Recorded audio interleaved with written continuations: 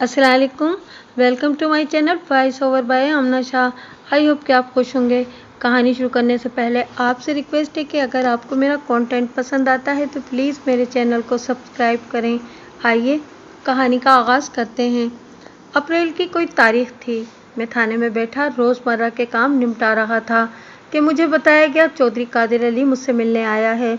कादिर अली से मेरी पहले भी 2-3 मुलाकातें हो चुकी थीं। वो शमशाबाद का चौधरी था। शमशाबाद नामी ये गांव मेरे थाने से मशरिक की सिमत 1 मील के फासले पर वाक़ था। शमशाबाद का नाम चौधरी कादिर अली के दादा मरहूम शम्स अली के नाम पर रखा गया था, मगर ये गए वक्तों का किस्सा है। अब तो कादिर अली का वालिद नादिर अली भी मरहूम हो चुका था और ख़ुद कादिर अली भी मेरी मालूमात के मुताबिक 50 का हिस्सा अबूर कर चुका था। चौधरी कादिर खैरियत से आया है ना? मैंने इतला देने वाले कांस्टेबल से इस्तफसार किया। खैरियत नज़र तो नहीं आ रही जनाब, कांस्टेबल ने जवाब दिया। इसके साथ 4-5 अफराद भी हैं। सुनने में आया है कि पिछली रात इनकी हवेली में कोई बड़ी गड़बड़ हो गई है। बड़ी गड़बड़? मैंने कांस्टेबल के अल्फाज को दोहराया और कहा, ठीक है, चौधरी कादिर अली को फ़ौरन मेरे पास भेजो। जो हुक्म मलिक साहब। कांस्टेबल मुझे सलूट करने के बाद कमरे से निकल गया। बड़ी गड़बड़? मैंने कांस्टेबल के अल्फाज को दोहराया और कहा, ठीक है, चौधरी कादिर अली को फ़ौरन मेरे पास भेजो। जो हुक्म मलिक साहब। कांस्टेबल मुझे सलूट करने के बाद कमरे से निकल गया।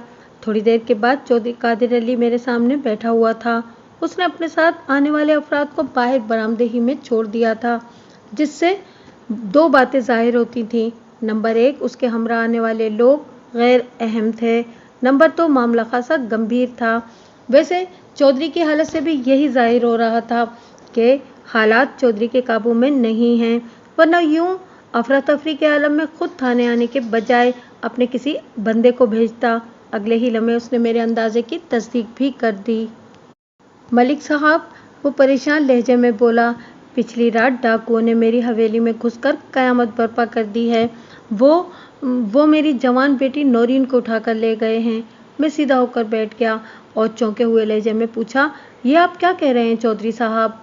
मैं बिल्कुल ठीक कह रहा हूँ, चौधरी ने एक एक लफ्ज़ पर जोर देते हुए बताया।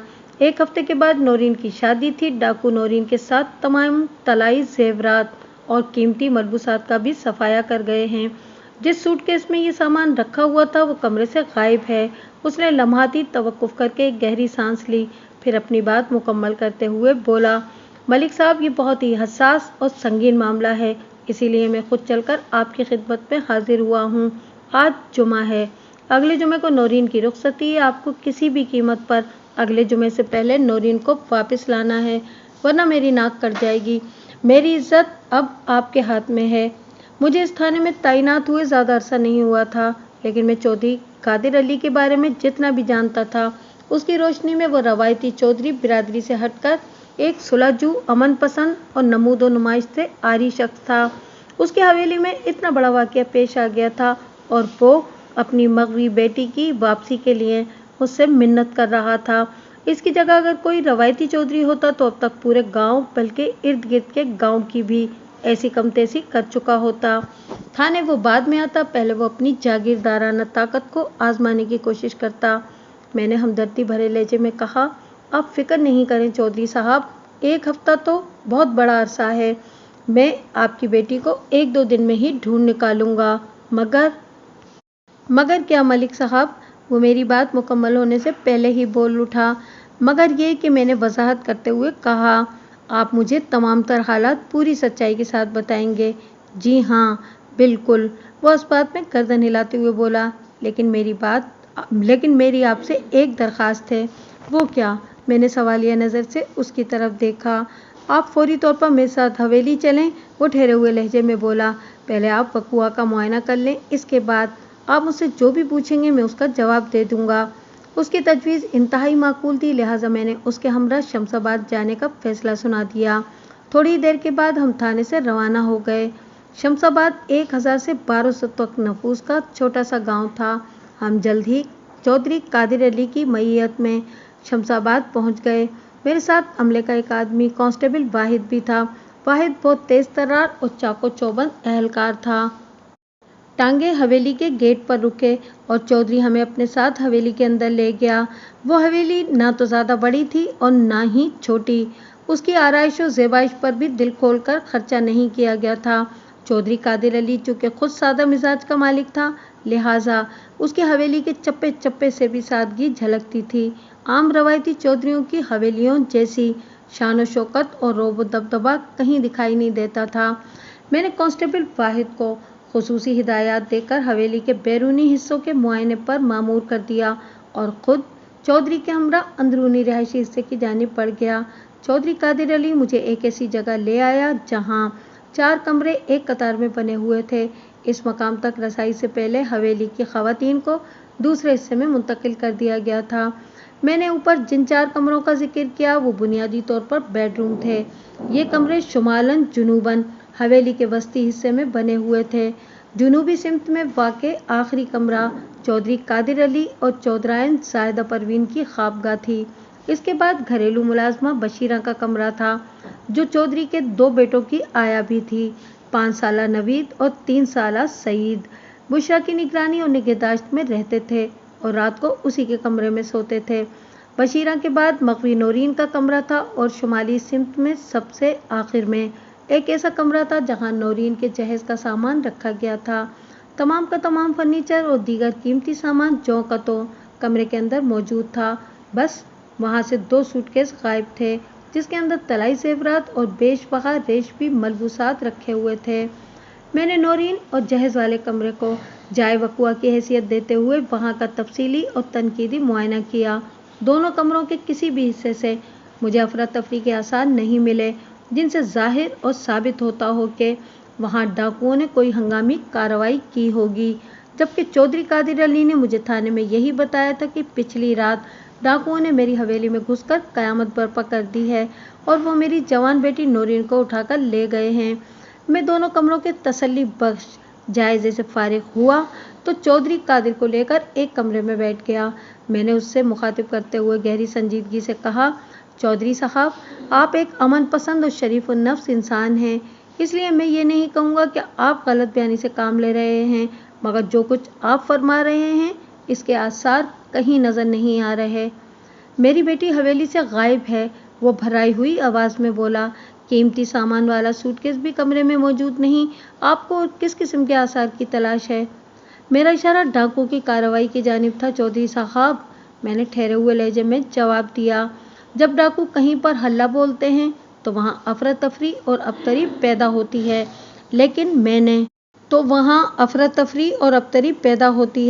लेकिन मैंने जिन 2 कमरों का मुआयना किया है वहाँ तो सब अमनो अमान ही दिखाई देता है। ऐसा महसूस होता है जैसे आपकी बेटी सूटकेस उठाकर कहीं चली गई हो। ये आप क्या कह रहे हैं मलिक साहब? वो दुखी लहजे में बोला। हालात व वाक़ियात की रोशनी में मेरे जहन ने जो नतीजा अखज़ किया है वो मैंने आपको बता दिया है। मैंने चौधरी की आंखों में देखते हुए कहा, माजरत के साथ मुझे कहना पड़ रहा है कि हवेली के अंदर मुझे डाकुओं की कार्रवाई कहीं नज़र नहीं आ रही, मगर नौरीन भारी सूटकेस उठाकर खुद क्यों कहीं चली जाएगी? वो बेयकीनी से मुझे देखते हुए बोला, मेरी बेटी इस किस्म की घटिया हरकत नहीं कर सकती मलिक साहब। मैं आपके कर्ब को महसूस करता हूँ चौधरी साहब, मैंने हमदर्दी भरे लहजे में कहा। फिर पूछा, क्या आपने खुद अपनी आंखों से डाकुओं को ये कार्रवाई करते देखा था? मैंने नहीं, बशीरा ने देखा था, उसने बताया। वो आपकी घरेलू मुलाजमा और बच्चों की आया? जी हाँ, चौधरी ने इस्बात में गर्दन हिलाई।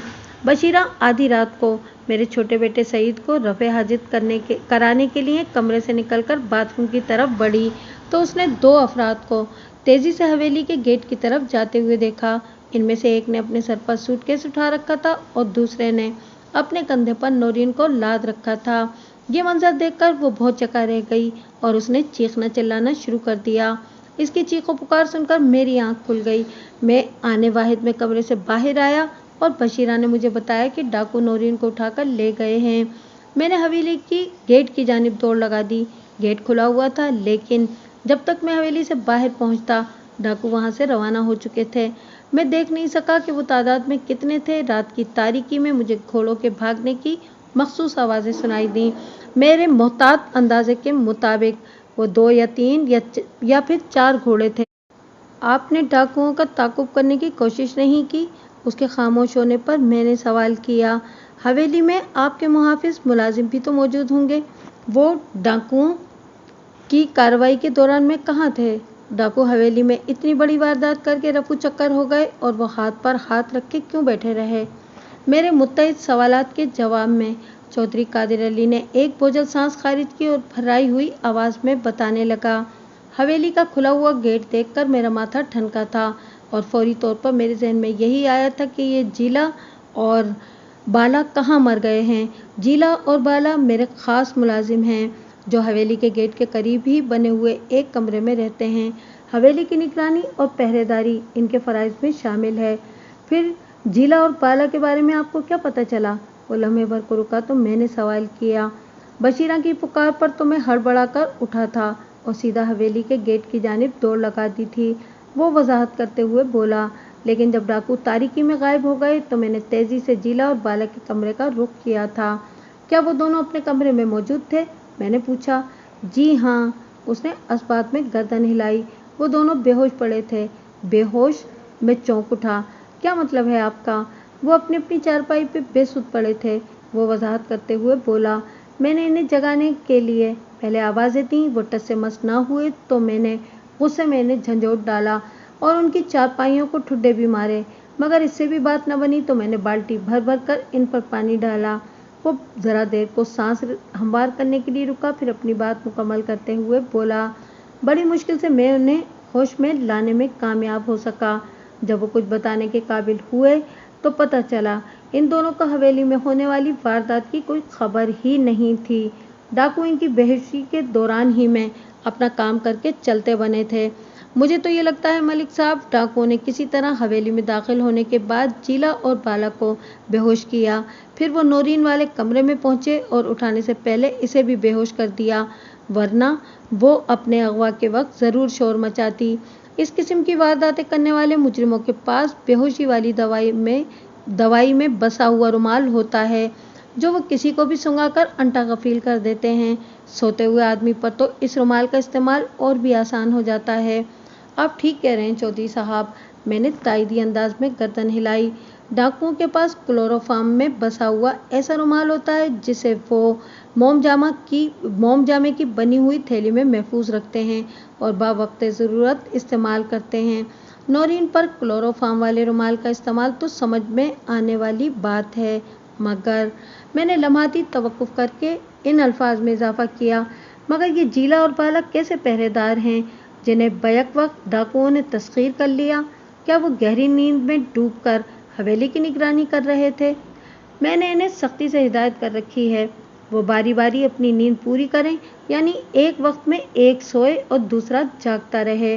चौधरी ने बताया, पिछली रात इनके साथ क्या मामला हुआ है ये मैंने अभी इनसे पूछा नहीं। इन हंगामी हालात ने मुझे कुछ सोचने का मौका ही नहीं दिया।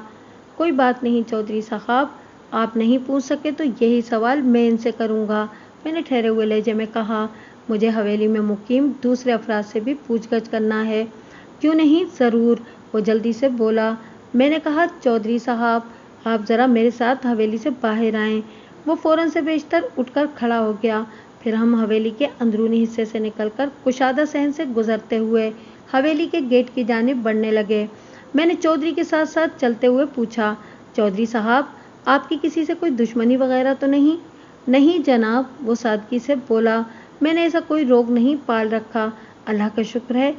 ना मैं किसी का दुश्मन हूँ और ना ही कोई मेरा दुश्मन है, मगर आपके बकौल पिछली रात हवेली में जो अंधोनाक वाक़या पेश आया है वो किसी भी दोस्त का कारनामा तो नहीं हो सकता, मैंने गहरी संजीदगी से कहा। अगर इसे सीधी सादी डाकुओं की वारदात भी समझ लिया जाए तो फिर ये सवाल पैदा होता है कि डाकुओं को हवेली के अंदरूनी हालात व मामलात की इतनी गहरी मालूमात कैसे थीं कि वो बआसानी हवेली के अंदर दाखिल हुए। उन्होंने चौकीदारों को बेहोश किया, फिर वो सीधे नौरीन के कमरे में पहुंचे, इसे बेहोश करके उठाया और इसके बराबर वाले कमरे से तलाई ज़ेवरात और कीमती मलबूसात वाला सूटकेस उठाकर इत्मीनान से फरार होने में कामयाब हो गए। इससे तो एक ही बात समझ में आती है। कौन सी बात? चौधरी ने तशवीश भरे अंदाज में पूछा। میں نے بتایا کہ یہ اس واردات سے پہلے ڈاکوؤں نے حویلی کے اندرونی حالات کے بارے میں مکمل تحقیق کی ہوگی کہ کون سی چیز کہاں اور کس جگہ پر ہوگی، اور عین ممکن ہے کہ یہ خطرناک معلومات حویلی کے اندر ہی سے کسی نے انہیں پہنچائی ہو۔ آپ کا مطلب ہے؟ وہ چلتے چلتے رک گیا، پھر سرسراتی ہوئی آواز میں بولا، حویلی کا کوئی آدمی ان ڈاکوؤں کے ساتھ ملا ہوا ہے؟ ناممکن تو نہیں چودھری صاحب، میں نے اس کی آنکھوں میں دیکھتے ہوئے کہا۔ چودھری صاحب، دراصل پولیس کی تفتیش کی گاڑی شک کے پیٹرول سے چلتی ہے۔ موجودہ حالات کو دیکھ کر ایک بات میرے ذہن میں آئی اور وہ میں نے آپ کے سامنے بیان کر دی۔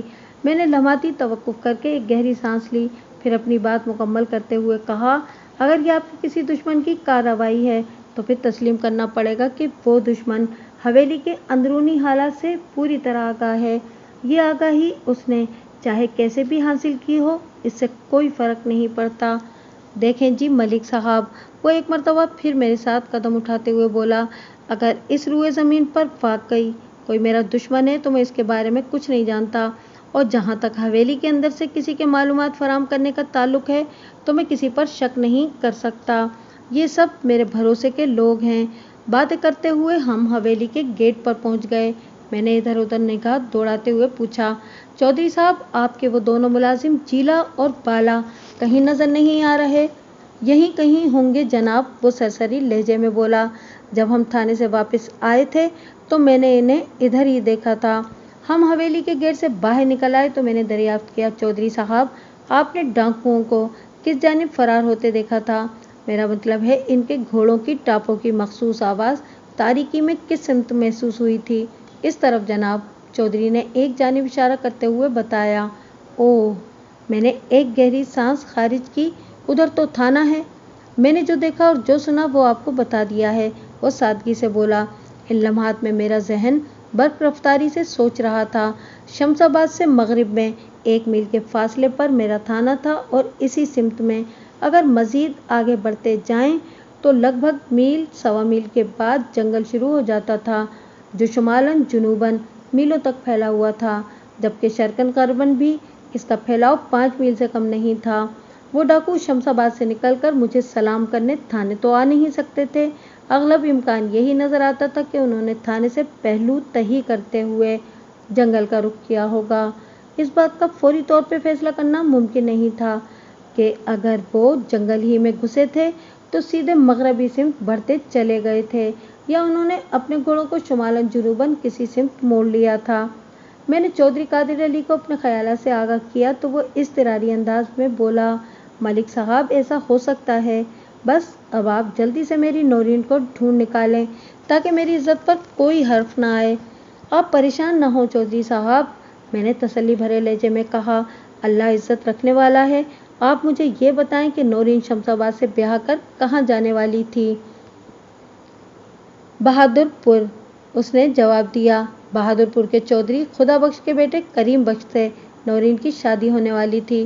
بہادر پور نامی وہ گاؤں شمس آباد سے جنوب مغرب میں 4 میل کے فاصلے پر واقع تھا۔ میری معلومات کے مطابق بہادر پور کے اختتام سے جنگل شروع ہو جاتا تھا، گویا وہ جنگل کے کنارے واقع تھا۔ میں نے ایک فوری خیال کے تحت پوچھ لیا، چودھری صاحب، نورین اور کریم بخش کا رشتہ امن و امان سے طے ہو گیا تھا یا اس دوران میں کوئی بدمزگی ہوئی تھی، یا یہ کہ نورین کے دوسری جگہوں سے بھی رشتے آئے تھے؟ آپ میرا مطلب سمجھ رہے ہیں نا؟ جی اچھی طرح سمجھ رہا ہوں کہ آپ کا اشارہ کس طرف ہے، وہ اس بات میں گردن ہلاتے ہوئے بولا، مگر یقین کریں ایسی کوئی بات نہیں تھی۔ چودھری خدا بخش سے میری دیرینہ دوستی ہے اور ہم دونوں ایک دوسرے کی اولاد کو اپنی اولاد سمجھتے ہیں۔ کریم بخش اور نورین کے رشتے کی بات ہم دونوں کے درمیان ہی طے پائی تھی اور کسی کو اس شادی پر کوئی اعتراض نہیں تھا۔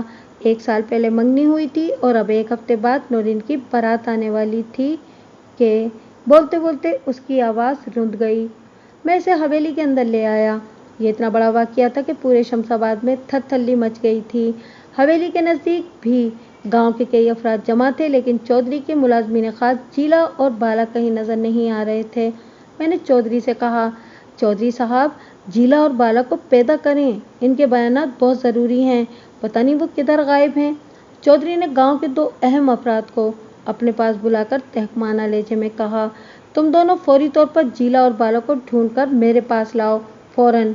वो दोनों हुक्म बजा लाने का यकीन दिलाते हुए रवाना हो गए। मेरी नज़र में चौधरी कादिर अली के ज़ाती मुलाजिम और हवेली के निगरां जीला और बाला निहायत ही अहम अफराद थे। इन्हें बेहोश करने के बाद ही मुबैना डाकुओं ने हवेली वाली मुहिम सर की थी। जीला और बाला से पूछगछ की जाती तो डाकुओं के हवाले से कोई अहम सुराग हाथ लग सकता था। मैंने हवेली के अंदरूनी हिस्से में पहुंचने के बाद कहा, चौधरी साहब, जब तक जीला और बाला यहाँ पहुँचते हैं, इस वक्त तक मैं आपकी घरेलू मुलाजमा बशीरा से चंद सवालात कर लेता हूँ। सबसे पहले बशीरा ही ने डाकुओं को देखा था। मुमकिन है बशीरा से कोई ऐसी बात पता चल जाए जिससे नौरीन तक पहुँचना आसान हो जाए। चौधरी ने मुझे बरामदे में बिठाया और कहा, मैं बशीरा को आपके पास भेजता हूँ। फिर वो हवेली के अंदरूनी हिस्से में दाखिल हो गया। थोड़ी ही देर के बाद बशीरा मेरे सामने बैठी थी। वो घुंघरियाले बालों वाली सांवले रंग की एक फरबा अंदाम औरत थी। कद म्याना और उम्र 45-50 के दरमियान। चौधरी के मुताबिक बशीरा की सारी जिंदगी इसी हवेली में गुजरी थी और वो उसकी नज़र में एक काबिल भरोसा मुलाजमा थी। मैंने बशीरा की आंखों में देखते हुए कहा, चौधरी साहब तुम्हारी बहुत तारीफ कर रहे थे। वो तुम्हारे काम से बहुत खुश हैं। नौरीन वाले वाक़ये का तुम्हें भी दुख हुआ होगा। मैंने मिले जुले जुमलों से पूछगछ का आगाज़ किया था। वो गहरी संजीदगी से बोली, चौधरी साहब की मेहरबानी है जो उन्होंने मेरी तारीफ की। मैं तो हवेली के कामों को इबादत समझकर करती हूँ जी।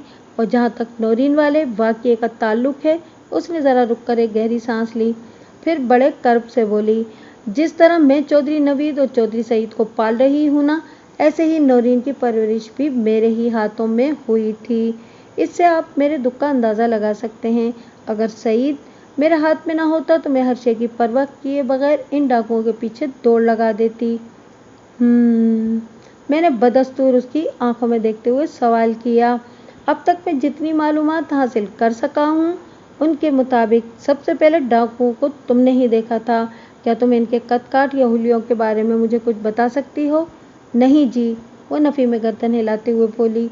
आधी रात का वक्त था और हर तरफ अंधेरा ही अंधेरा था। मैं इन लोगों के चेहरे नहीं देख सकती थी। क्यों? क्योंकि क्या? वो रुकी तो मैंने सरसराती हुई आवाज़ में पूछा। उन्होंने ढाटे लगा रखे थे। वो बड़े सुकून से वजाहत करते हुए बोली, जब मैं नन्हे सईद को रफ़े हाजित कराने के लिए अपने कमरे से निकलकर हवेली के सहन की तरफ आई तो मैंने इन दोनों डाकुओं को तेज़ी से भागकर हवेली के गेट की तरफ जाते देखा था। इनमें से एक ने जेवरात और कीमती सामान वाला सूटकेस अपने सर पर उठा रखा था और दूसरे ने नौरीन को कंधे पर लाद रखा था। मैं इन्हें देखकर बहुत ज़ोर से चीखी थी। मेरी आवाज़ सुनकर चौधरी साहब अपने कमरे से बाहर निकल आए। जब मैंने इन्हें सूरत हाल से आगाह किया तो वो हवेली के गेट की तरफ बढ़ गए थे।